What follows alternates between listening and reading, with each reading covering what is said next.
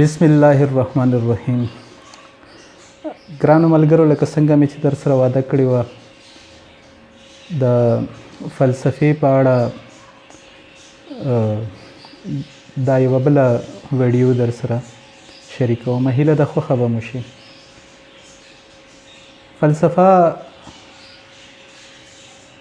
تاسو ټول ورسره بلد یې، نامه مو اورېدلې ده، خو څوک داسې ډېر پرې پوهېږي نه. خلک وایي چې دا به څه بلا وي.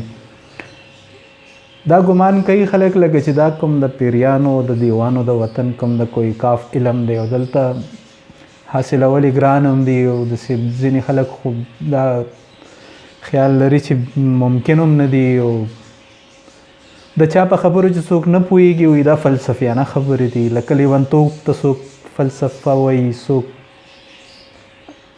دقیقو شیانو ته چې څوک مشکل ټکي لغات استعمالوي وایي دا ډېر فلسفي سړی دی. ډېر لږ خلک دي چې د فلسفې په اصل معنا پوهېږي. نن د فلسفې یوه لنډه پېژنګلو در سره کومه. فلسفه په پښتو کې، اردو کې، فارسی کې، عربی کې فلسفه ده د شرق ژبو کې، او په غرب کې دا فلسفي ده. انګریزی ته خاص بیا نورو دغسې ژبو ته د لاتینۍ په لاره راغلې ده، او د لاتینۍ په لاره د یونانۍ ژبې نه راغلې ده. او یونانۍ ژبه کې دا یو ټکی نه دی، دوه ټکي دي، یوه فلو او بله یې صوفیا. فلو مینې ته وایي او صوفیا عقل ته وایي. عقل سره مینه، love towards wisdom یا love with wisdom. فلسفه، فلسفی. فلسفه یعنی عقل سره مینه. یو فلسفي چې کومي اپ عقل مین وي، لکه د عقل او دویمه نامه علم ده. د علم طلبګار ته موږ فلسفي ویلی شو. د فلسفي پښتو کې لنډه ترجمه طالب علم ده، بس چې څوک د علم طلب کوي. اوس علم څه شی دی؟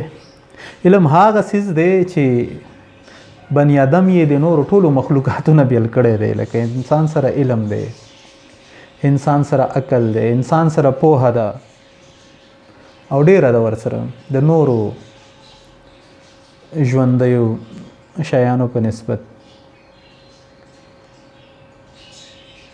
اوس چې څوک په پوهه مین وي، څوک په علم مین وي، هغه فلسفي دی. لکه خلک نورې پوښتنې بیا راولاړوي چې یاره داسې څنګه ممکنه ده، یو په علم خو هر سړی مین وي، او هر سړی یو څه ناسې علم خو خامخا لري. نو لنډ جواب یې دا دی چې هر سړی فلسفي دی. او زه چې کومه خبره کوم داسې له ځانه یې نه کوم، دلیل یې لرم. د علم ډېرې څانګې دي. یوه څانګه کیمیا ده چې هغې کې عناصر او د هغې پیریاډک ټیبل کې چې کوم کوم عنصر نه د ټول کائنات څه نه ساس شوي دي. بله د علم او د پوهې لاره فزیکس ده. فزیک کې بیا انرژي څه شی دی، د حرکت د موشن څه شی دی، د یو وجود ماس د هغې تلل، د هغې حساب کتاب، دغه رفتار او وخت او زمان او مکان او دغه شیان په فزیکس کې مطالعه کیږي. دا د علم بله برخه ده. زما بدن دی، زما وجود دی، داسې د انسانانو د بدن او د وجود باره کې علم، د هغې د اندامونو باره کې، د هغې رنځونه، بیا د هغې رنځونو علاجونه، او د هغې لپاره دوايانې او داسې نور شیان. د طب، بیولوژي، دا د علم او د پوهې بله لاره ده. بله لاره خپل ځان ده، لکه زما دماغ څه شی دی، څنګه کار کوي، دغه نفسیات چې کوم دي، دا هم د پوهې یوه لاره ده. د خپل ځان باره کې او د جهان باره کې دغه دوه لوی برخې دي د علم او د پوهې. یو ځان دی او بل جهان دی. ځان داخل دی، یعنی زه په خپل ځان کې دننه څه لرم، زما وجود، زما سرمنه کې دننه زما فکر، زما خیال، زما سوچ، زما جذبې، زما احساسات، زما د علم راټولول، دغه عمل، دغه هر څه او بل معنی بهر چې هر څه دي لکه د کائنات څه شی دی، د غرونه، د سیندونه، د ځنګلونه، د ستوري، د اسمان چې څه لري، د ځمکې دننه چې څه دي، د ځمکې د پاسه چې څه دي، لکه په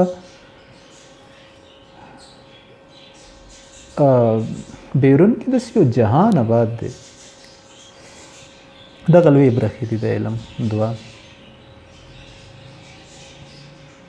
اوس دغه برخې بیا په ډیرو نورو برخو ویشتلی شوي دي، لکه یو ملک څنګه باید سړی وچلوي، دغه سیاست دی، دین څه شی دی، عقیده څه شی دی، ایمان څه ته وایي، دا تیولوژي ده، لکه دینیات دي،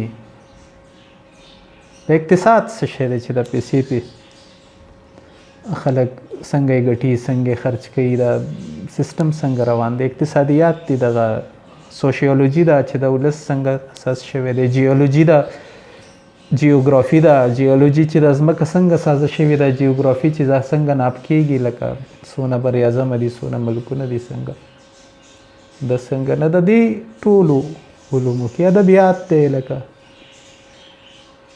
څه علوم مونږ په ساینسونو یا د څه ته هنرونه وایو، څه ته آرټس وایو، ساینس او آرټس ته دلته خاص په پېښور کې بیا دا د علم دوه لویې برخې دي، دا د ساینس شاګردان دي او دا د آرټس شاګردان دي، لکه دا ساینسونه دي او دا هنرونه دي. دلیل زما دا دی چې دې کې هره شعبه راواخلئ تاسو.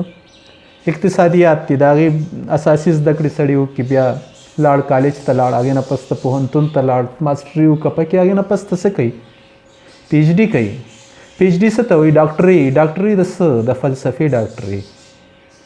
په اقتصادیاتو کې د فلسفې د برخې ډاکټر شي، په سیاست کې د فلسفې ډاکټر شي، په کیمیا کې د فلسفې ډاکټر شي، په فزیک کې د فلسفې ډاکټر شي، او د بیولوژي ډاکټر ته خو وایي هم ډاکټر.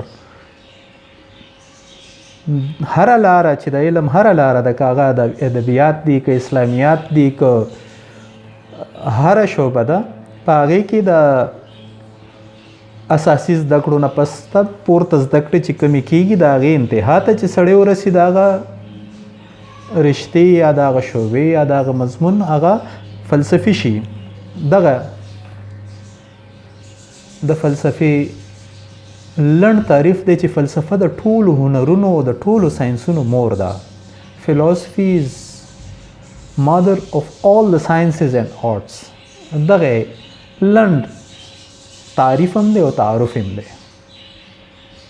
هیله ده اوس په د فلسفې په معنی پوه شوي یې، لکه هر څوک یوه فلسفه لري، هر څوک چې علم لري دی فلسفه لري، هر څوک چې د علم په تلاش کې دی، علم سره مینه لري، پوهې سره مینه لري، عقل سره مینه لري، دانش سره مینه لري، دغه فلسفي دی. هغه چې هر څوک دی او د علم په هره لاره روان دی. خو دلته پوهنتونونو کې د فلسفې ځانګړی یو مضمون افر کېږي، خلک هغې کې داخله واخلي او بیا څوک ماسټري پکې وکړي، څوک فلسفې کې د فلسفې ډاکټر شي. دغسې چې فلسفه مونږ ګورو نو بیا هغه ځان له یو څو خاص برخې لري. پخوا داسې وه چې یو عالم به د دې ټولو علمونو عالم و، نو هله به عالم و، ګینې نه به و. اوس د ټولو علمونو عالمېدل داسې ممکنه نه ده. د علمونه دونه خواره شول که نه چې تاسو شفاخانې ته لاړ شي، لکه د هډوکو په ډاکټر د زړه د رنځ علاج نه کوئ که نه، مړ به م کي. که د سترګو ډاکټر ته لاړې، هغه بیا ستا د سرمن علاج نه کوي، د سرمن ډاکټر باندې څوک داسې عملیات نه کوي، هغه جراح نه وي. د غوږونو بیل وي، د سترګو بیل ډاکټر وي، داسې د مغزو بیل ډاکټران دي. د بېشماره ځانګړې لارې صرف په دې طب کې موږ لرو. نو یو کس ممکنه نه ده چې د دې ټولو لارو ډاکټر شي، چې صرف ډاکټرۍ کې دا ممکنه نه ده، په نورو علمونو کې به څنګه ممکنه وي. ځکه اوس د ټولو علمونو عالم کېدل ممکنه نه ده، دا د سپیشلایزیشن وخت دی، دغه زمانه ده. هر یو څیز داسې ځانګړې برخې او ځانګړې لارې لري. خو فلسفي پخوا هغه کس په فلسفي و چې دغه ټول علوم به یا زده یا به زده کول غوښتل یا به د زده کولو کوشش او زیار کوو. هغه ته به فلسفي وایلو، که کوم عالم ته به کوم علم نه ورتلو نو هغه ته به فلسفي نه وایلو، ځکه چې هغه د فلسفې یعنې د علم یوې برخې نه خبره. خو اوس داسې ممکنه نه ده. نو اوس د فلسفې ځانګړې یوه لاره ده او هغې باندې خلک چې ځي نو دغه فلسفي وي. چې کوم فلسفه په پوهنتونونو کې شاګردانو ته ور زده کړه کول کېږي، شاګردان چې کومه فلسفه لولي د فلسفې په نامه کوم مضمون ولولي، هغه په هر پوهنتون کې بیا بیل بیل رقم سلیبس لري. لکه څوک ځینې شیان د ماسټرۍ په لیول ښایي، څوک یې نه ورښایي شاګردانو ته، ځکه ټول خو ممکن نه دي. زه چې د فلسفې په ډپارټمنټ کې وم، ما باقاعده لکه لوستې د ماسټري لرم پکې. نو موږ چې کم څه لوستي وو او کم چې داسې زیات خلک ګڼي چې د فلسفې په برخه کې راځي، دا هغو شیانو زه صرف نامې اخلم. لکه که تفصیل مې شروع کړو دا ویډیو به دونه اوږده شي چې لکه بیا به اورېدل ګران وي درته. نو زه یې صرف یادوم او په دې خاطر یادوم چې دې کې هر یو چې کوم ده مهم دی. او زه غواړم چې دې ټولو باندې بیل بیل یو لیکچر ورکړم. ځینې شیان شاید چې داسې اوږده وي، لکه اکسیولوجي کې په 3 اساسي مضامین راځي. بیا اقدار والا علم دی اکسیولوجي، هغې کې منطق دی، په هغې کې اخلاق دی، په هغې کې جمالیات دي. اوس دغو ټولو باندې بیل بیل ځانګړی یو باندې نه بلکې ډېرو لیکچرو باندې بیا به هم ډېر شیان پاتې شي.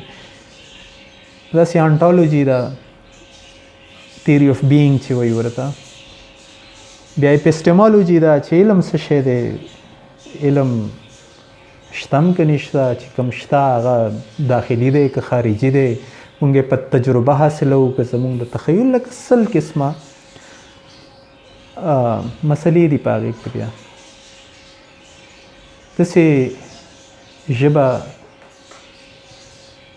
چې هر څه دي هم په ژبه کې دي، د ژبې اصطلاحات دي، یو څه خو دا په منطق کې موضوع د ژبه او د منطق نه علاوه بیا په انالیټیکل فلسفي کې په نورو داسې څیزونو کې هم لویه موضوع د ژبې ده. لکه ژبپوهنه د فلسفې لپاره یو اساسي څیز دی. د اقتصاد خپله فلسفه ده، د تعلیم خپله فلسفه ده. مشرقي فلسفه بیله ده، لکه مغربي فلسفه بیله ده. مغربي فلسفه کې بیا جدیدو فلسفیانو جدیدو نظامونو ته چې راشو، مارکسیزم دی پکې، اگزیسټنشلیزم دی، وجودیت چې وایي ورته، داسې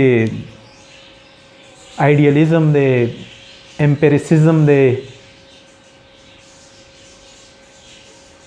د یونان مغربي فلسفیان تالیس نه پیل شي تر فیثاغورس پورې خو ما لیکچرې ورکړي هم دي داسې، لکه هغې نه دې خوا بیا لا پاتې دي راته.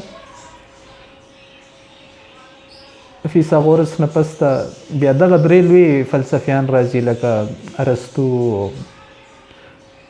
دغه استاد افلاطون او د افلاطون استاد سقراط. سقراط نه مخکې چې کوم هغه سوفیسټایانو، سوفیسټسو، دې کې اټومیسټ هم تیر شوي دي، هغه ضروریتیان چې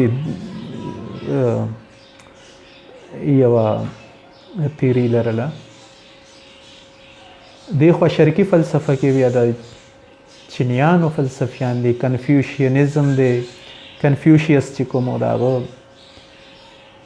د تاوته چینګ دی، دا یو کتاب نامه ده، د لاوټسې کتاب، او د هغې کتاب په اساس باندې ډاویزم یا داویزم یا تاویزم هم وایي ورته.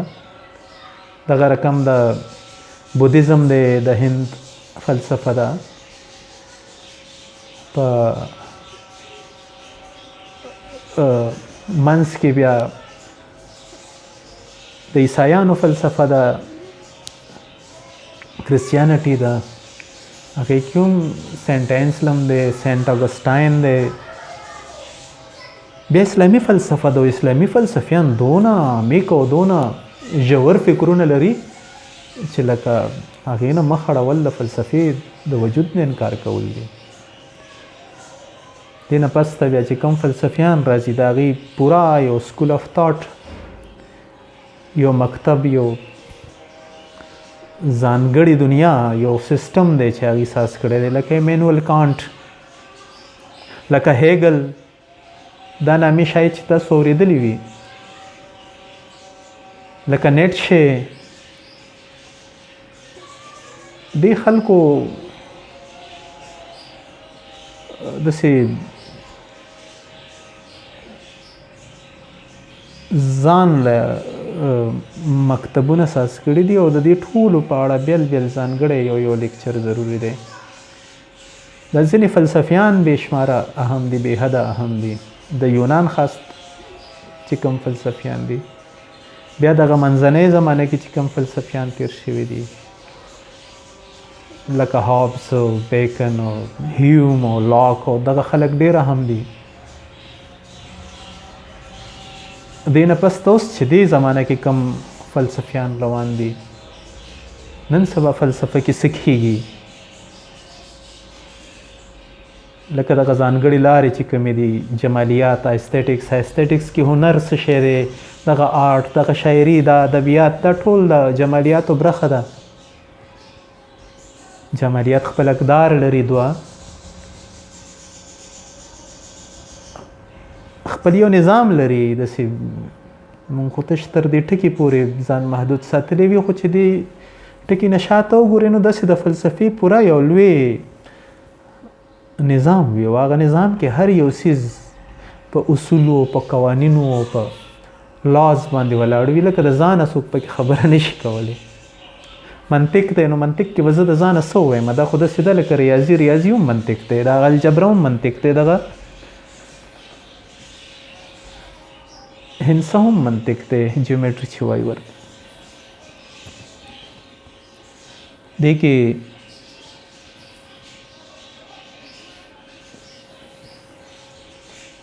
بېشماره نورې لارې هم دي. که ژوند و وخت په وخت په هغو په اړه هم در سره خبرې شریکوم، او هیله ده یو څه نوي به زما خبرو کې تاسو مومئ. نننی لیکچر خو اساسي و، دی کې به هم څه نوي خبرې داسې مخې ته ډېرې نوي راغلي، خو دې نه پس ته انشاءالله چې کومې لیکچرې راځي هغې کې به تاسو څه ناڅه حتما داسې خبرې اورئ چې هغه تاسو مخکې نه وي اورېدلې. تر بله ویډیو پورې مو په الله سپارم. د ځان خیال